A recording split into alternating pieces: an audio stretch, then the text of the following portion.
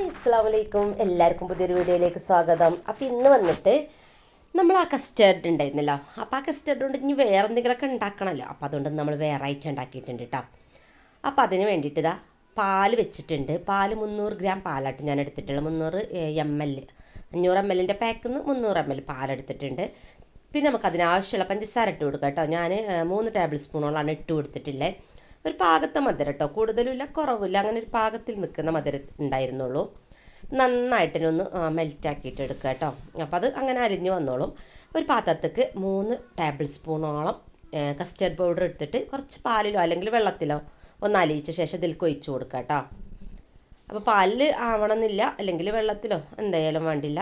അങ്ങനെ ഒഴിച്ച് കൊടുത്തിട്ട് നന്നായിട്ടൊന്ന് മിക്സ് ചെയ്തെടുക്കുക. ചെറിയ തീയിലാണെങ്കിലും പെട്ടെന്ന് തിക്കായിട്ട് വരും കേട്ടോ. അപ്പോൾ അതുകൊണ്ട് തന്നെ ചെറിയ തീയിലാക്കി വെച്ചിട്ട് നന്നായിട്ടൊന്ന് മിക്സ് ചെയ്തിട്ട് കൊടുക്കാം.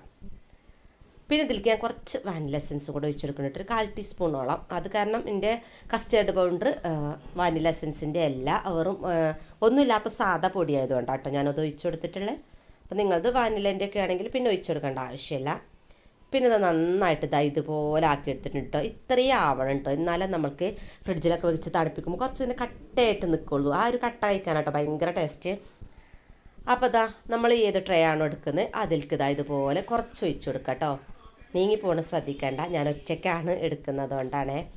അപ്പോൾ അതുപോലെ കുറച്ച് കട്ടിക്ക് തന്നെ ആക്കി കൊടുക്കുക കേട്ടോ. എല്ലാ ഭാഗത്തും ഒരുപോലെ ആക്കി കൊടുത്തിട്ട് നമുക്കിതിൻ്റെ മുകളിൽ വെച്ച് കൊടുക്കാനുള്ളത് ബ്രെഡാണ് കേട്ടോ. അപ്പോൾ ബ്രെഡ് ചെറിയ കഷ്ണങ്ങളാക്കിയിട്ടാണ് ഞാൻ വെച്ച് കൊടുക്കുന്നത്.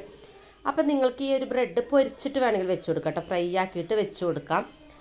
അങ്ങനെ വെച്ച് കൊടുക്കാം, അല്ലെങ്കിൽ ഇങ്ങനെ വെച്ച് കൊടുക്കാം. അപ്പോൾ എനിക്ക് മെനക്കെടാൻ താല്പര്യമില്ല, കാരണം ഇത് നല്ല ടേസ്റ്റ് ആയിരിക്കും. അപ്പോൾ അതുകൊണ്ട് ഇതുപോലെ വെച്ച് കൊടുത്തിട്ടുണ്ട്. ആകെ ഒരു 3 ബ്രെഡായിട്ട് ഞാൻ ഇതിനെടുത്തിട്ടുള്ളത്. അതിന് 2-3 പീസ് ബാക്കി വന്നിട്ടുണ്ടായിരുന്നു. അപ്പോൾ നിങ്ങൾ കുറച്ച് വലിയ ട്രേ ഒക്കെ ആണെങ്കിൽ ഒരു 4 ബ്രെഡ് അങ്ങനെയൊക്കെ വേണ്ടി വരും. ഇതിപ്പോൾ നമ്മൾ സ്കൂളിലേക്ക് കൊണ്ടുപോകുന്ന ആ ഒരു ടിഫിൻ ബോക്സാണ് കേട്ടോ. അപ്പോൾ ഇതുപോലെ എല്ലായിടത്തും ഫില്ലാക്കിയിട്ട് കൊടുത്തിട്ടുണ്ട്. ചെറിയ കഷ്ണമൊക്കെ വെച്ചിട്ടൊന്ന് എല്ലായിടത്തും ആക്കി കൊടുത്ത ശേഷം നമ്മൾ വെച്ച് കൊടുക്കുന്നത് മൈസൂർ പഴമാണ് കേട്ടോ. ചെറിയ പഴമല്ലേ, അതാണ് വെച്ച് കൊടുക്കുന്നത്. അപ്പോൾ അതും തന്നെ 3 പഴമായിട്ട് ഞാൻ എടുത്തിട്ടുള്ളത്. അതിതുപോലെ കട്ട് ചെയ്തിട്ട് ഫുള്ളാക്കിയിട്ടൊന്ന് ഫില്ല് ചെയ്ത് കൊടുക്കുക കേട്ടോ. എല്ലായിടത്തും ഒന്ന് ആവുന്ന രീതിക്കൊന്ന് ഫില്ല് ചെയ്ത് കൊടുക്കാം. ഇതുപോലെ ആക്കി കൊടുത്തിട്ടുണ്ട്. അപ്പോൾ നിങ്ങൾക്ക് ഇതുണ്ടോ, ഞാൻ എല്ലായിടത്തും വെച്ച് ഒന്നിൻ്റെ മുകളിൽ ഒന്നൊക്കെ വെച്ച് കൊടുത്ത് ബാക്കിയുള്ളത് അങ്ങനെ വെച്ച് കൊടുത്തിട്ടില്ല കേട്ടോ. ഇനി നമുക്കിത് ഫുള്ളായിട്ട് നമ്മുടെ ആ ഒരു കസ്റ്റേർഡിൻ്റെ ആ ഒരു മിക്സ് ചേർത്ത് കൊടുക്കാം കേട്ടോ. ഇതുപോലെ ഒന്ന് ഫുള്ള് ചേർത്ത് കൊടുത്തിട്ട് ഒന്ന് സെറ്റാക്കിയിട്ടെടുക്കാം.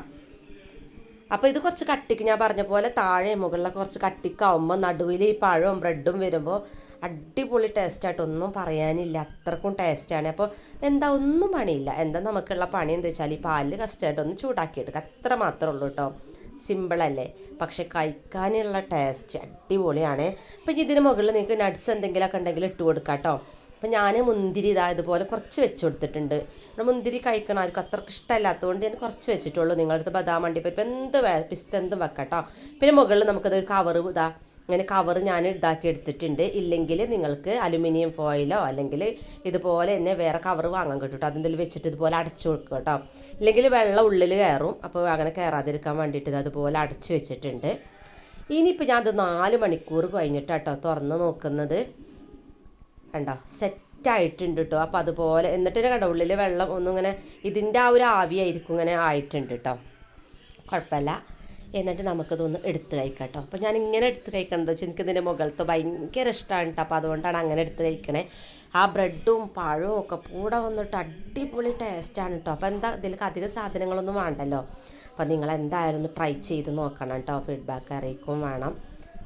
ഞാനിത് കണ്ടില്ല, അത്രയും കട്ടിയുണ്ട് കേട്ടോ. അടിയിലും മുകളിലും നടുവിലും ബ്രെഡും പഴവും. അപ്പോൾ എന്തായാലും ഒന്ന് നിങ്ങൾ ഉണ്ടാക്കി നോക്കുക.